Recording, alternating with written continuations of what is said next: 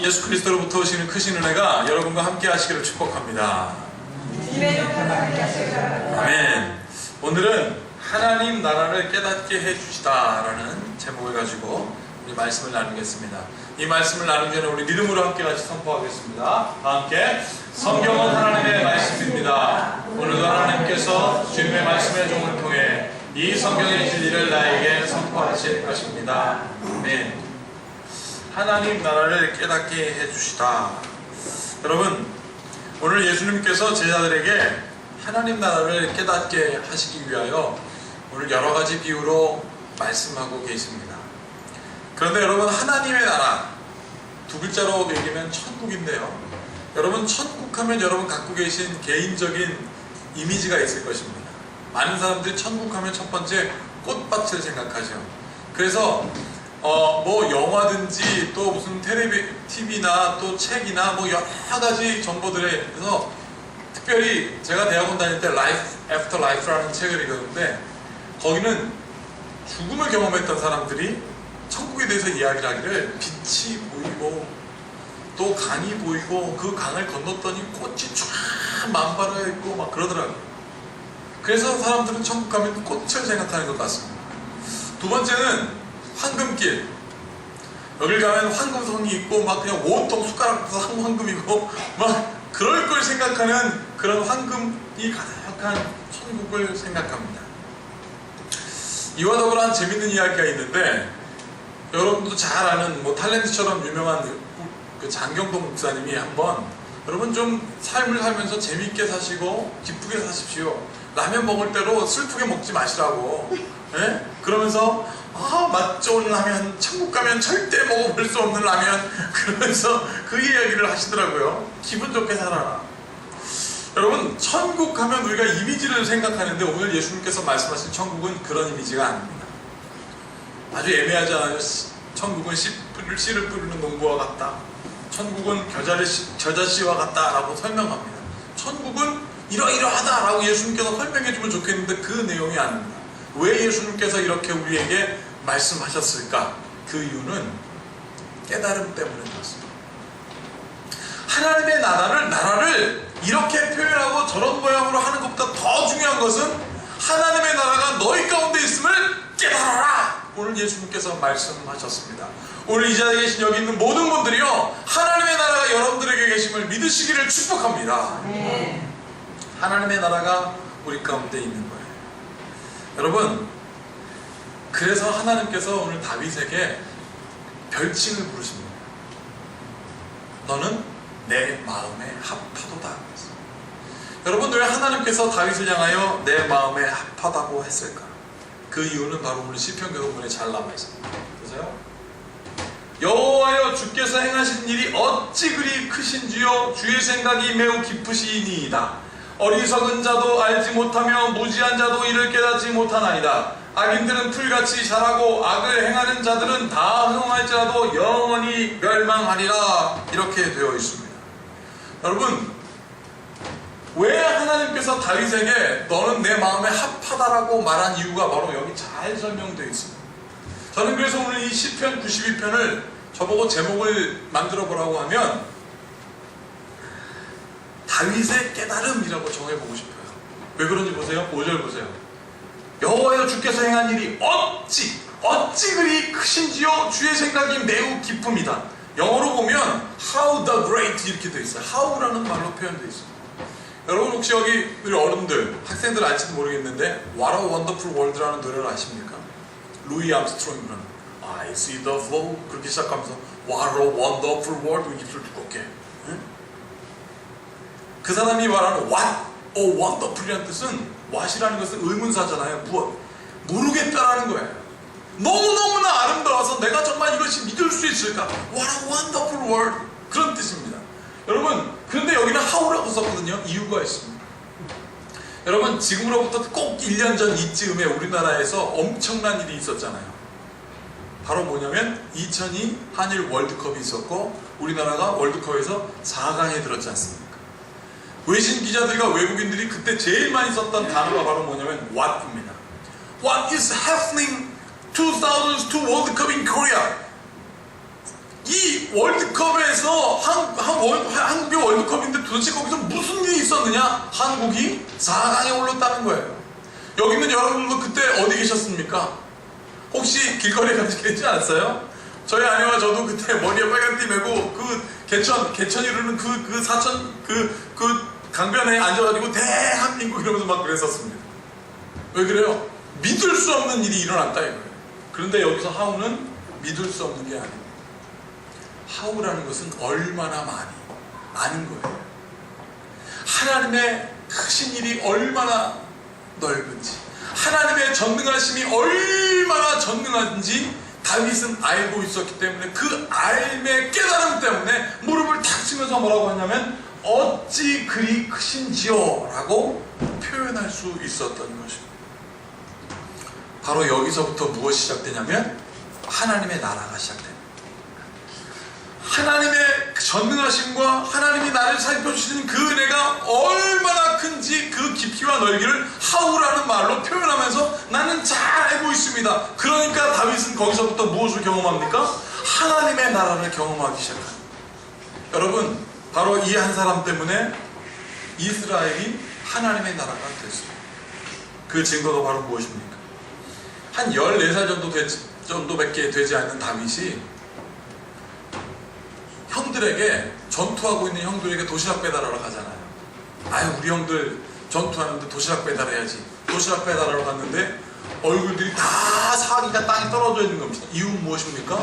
골리앗이 있잖아요. 골리앗 때문에 도저히 싸울 수 없는 그들에게 다윗이 얘기합니다. 내가 나가서 싸우겠다고 말이지. 그랬을 때 그 얘기를 들은 사울이 뭐라고 얘기합니까? 사울 왕이 그럼 차라리 너라도 나가서 싸워라 그러면서 축복해주고 자기 갑옷을 입혀줍니다. 그런데 다윗이 뭐라고 하냐면 아우, 나 이거 불편해서 입을 수가 없습니다. 난 이게 중요한 게 아닙니다. 그래놓고 뭐라고 얘기하는 줄 아십니까? 내가 저 골리앗을 향하여 나가서 싸우겠다. 보세요. 사무엘상 17절을 보면 다윗이 이렇게 얘기하고 있습니다. 다윗이 블레셋 사람에게 이르되 너는 칼과 창과 단창으로 내게 나아오거니와 나는 만군의 여호와 이름 곧 내가 모욕하는 이스라엘 군대의 하나님의 이름으로 나간다. 내가 나가는 이유가 무엇인지 이 사람은 잘 깨닫고 있습니다. 네가 모욕하고 있는 그 하나님의 낯을 봐라 그러면서 나아가고 있습니다. 잘 알고 있죠? 그러면서 오늘 여호와께서 너를 내 손에 넘기니 이스라엘의 하나님이 계신 줄 알게 하고, 그 다음에 40절 보세요. 또 여호와의 구원하심이 칼과 창에 있지 아니함을 우리 무리에게 알게 하리라. 전쟁은 여호와 하나님께 속한 것인즉 그가 너희를 우리의 손에 넘기리라. 나는 하나님이 나를 지키시고 우리와 함께 하신다는 것을 깨달아 아니까 다윗이 선포하고, 여러분 이 얘기가 떨어지자마자 팍 뛰어가고 있어요. 누구에게? 골리앗에게. 골리앗이 얼마나 깜짝 놀랐을까요? 너희를 내 손에 맡겼다고 우리 하나님이 말씀하셨다고 그리고 뛰어오니까 깜짝 놀랐지 않겠습니까? 조그만 게 막 뛰어오니까. 그러더니 어떡합니까? 주머니에 있는 돌을 꺼내다 돌팔매에 메고 던진 것이 이마에 꽂혀서 죽어가는 역사를 누가 보게 됩니까? 이스라엘 백성들. 방금 전까지 오합지졸이었던 이스라엘 백성들.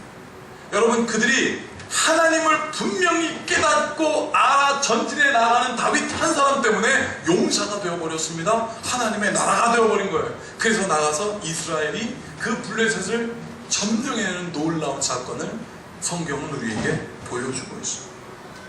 사랑하는 여러분들이요, 그러면서 다윗은 계속 뭐라고 얘기하고 있냐면 이렇게 얘기합니다. 어리석은 자도 알지 못하며 무지한 자도 이를 깨닫지 못하는데. 우리 7절 다 같이 읽어볼까요? 시작. 악인들은 풀같이 자라고 악을 행하는 자들은 다 흥할지라도 영원히 멸망하리라. 그랬습니다. 다윗의 이 말은 무엇이냐면 어리석은 자를 마르 이렇게 히브리어가 적어주고 있습니다. 무지한 자는 캐시 이렇게 되어 있는데요. 이 뜻이 무엇이냐면, 어리석다라는 말은 저 마르라는 뜻은 무엇이냐면 짐승이 먹을 것을 입에 물고 있다는 뜻입니다. 짐승이 먹을 것을 입에 물고 있으면 어떻게 됐습니까? 잔인해집니다. 개도 먹을 때 안 건든다고 그러지 않습니까? 짐승이 그것도 육식동물이 입에 먹을 것을 고기를 물고 있으면 잔인해집니다. 저 뜻은 어리석은 자라는 것은 무슨 뜻이냐면 짐승이 먹을 것을 입에 물고 있는 것 같은 짐승 같은 자라는 뜻입니다. 그러니까 잔인해지죠. 여러분, 무지한 자라는 것은 무슨 뜻이냐면 배부르게 먹은 자라는 뜻입니다. 배 터지도록 먹은 자.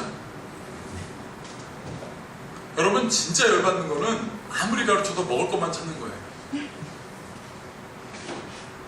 여러분, 배 터지도록 세상에 지혜가 있어서 하나님을 무시하는 자를 얘기합니다.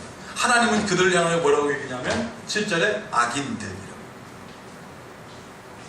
먹을 것만 찾고 세상이 약육강식에 매여서 여러분 어리석으니까 하나님을 업신여기고 무지하니까 하나님을 알려고 하지 않습니다. 그들을 하나님은 뭐라고 얘기하냐면 악인들이라고 했습니다. 그래놓고 뭐라고 그래요? 악인들이 풀같이 많이 자랄지라도 악에 행하는 자들을 흥황할지라도 그것은 영원히 멸망하리라 그랬습니다. 이것이 바로 무슨 뜻이냐면 오늘 씨 뿌리는 비유입니다. 씨 뿌리는 농부의 목적은 무엇이냐면 추수입니다. 추수가 이를 때 여러분 그 열매 주변에 있는 수많은 들풀들을 어떻게 합니까? 다 쳐내는 거예요. 알곡만 걷어들이는 것입니다. 우리 가운데 일어나는 수많은 어려움의 이슈들이 우리에게 올지라도 하나님 우리에게 말씀하십니다. 너희들은 누구냐? 너희는 하나님의 나라다. 오늘 그 말씀을 오늘 여러분들에게 선포하고 있는 것입니다.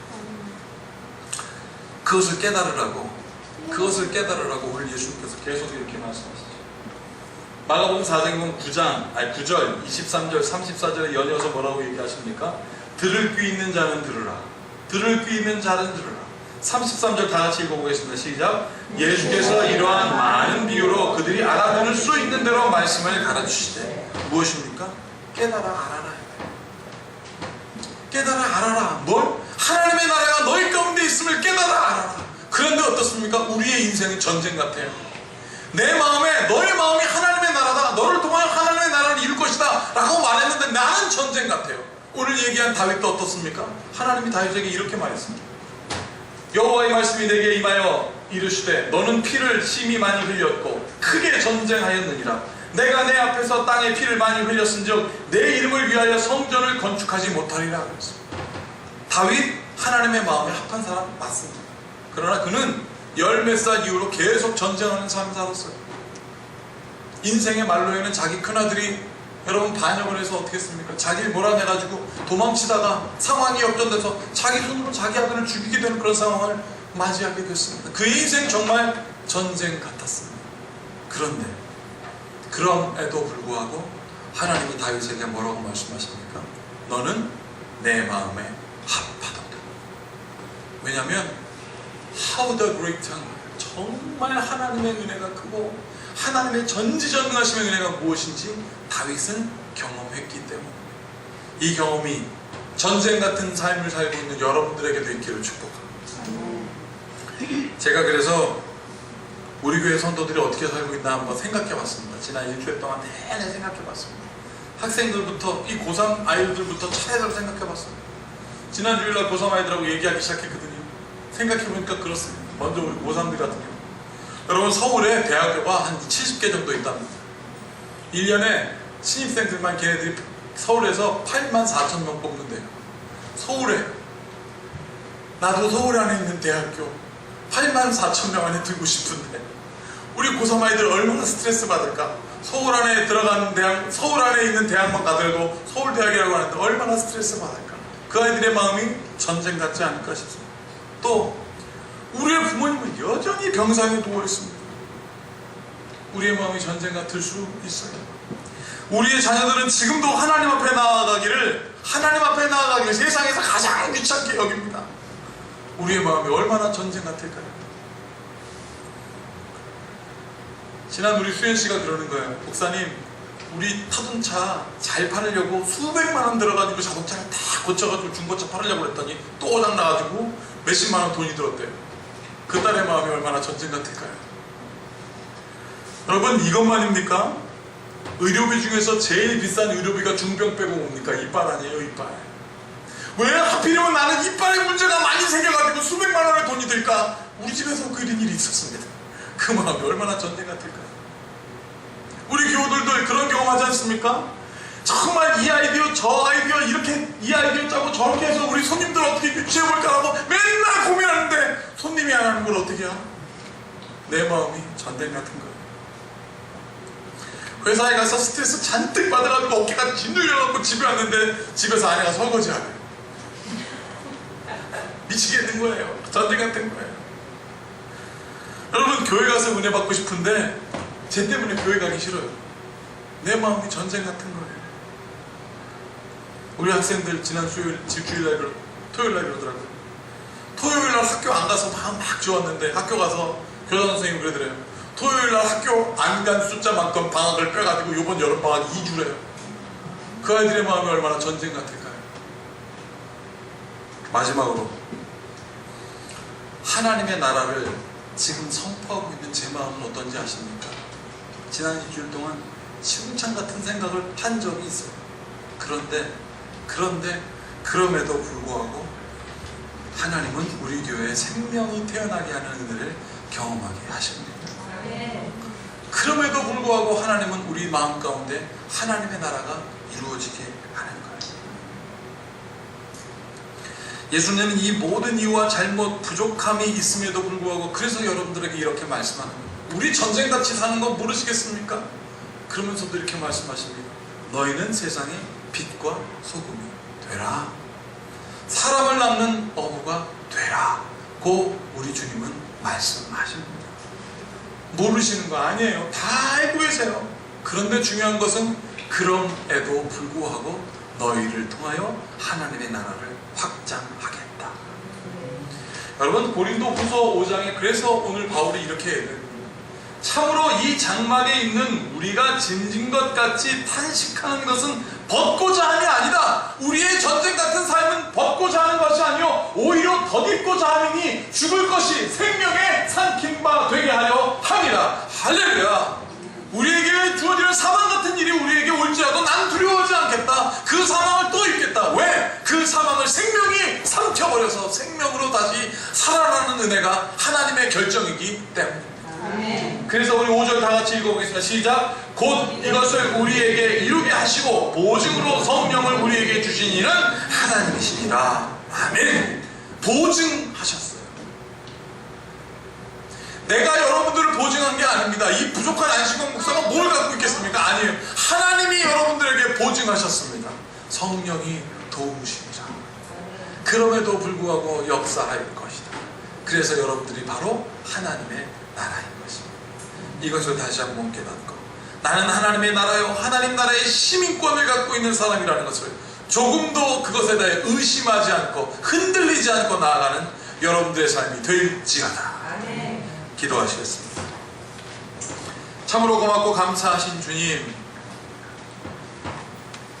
정말 우리의 이성으로 해야 될 수 없는 일들이 우리에게 벌어질 때 우리는 미치겠습니다라고 말합니다. 그러나 그런 우리에게 말씀하십니다. 도리어 말씀하십니다. 너희는 세상의 빛과 소금이다. 이 역설적인 하나님의 선포를 누리게 하시고 이 썩어짐을 경험하게 하여 주셔서 정말 하나님 겨자씨처럼 썩어져 하나님을 수많은 사람들이 깃들고도 남는 큰 부흥이 있는 우리 큰빛교회가 되게 하여 주시옵소서. 어떠한 어려움이 있든지 어떠한 환란이 다가오든지 조금도 흔들리지 않고 하나님의 나라가 우리를 통하여 이루어진다는 사실을 만천하에 증거하게 하심을 믿고 예수님의 이름으로 축복하며 기도하옵나이다. 아멘.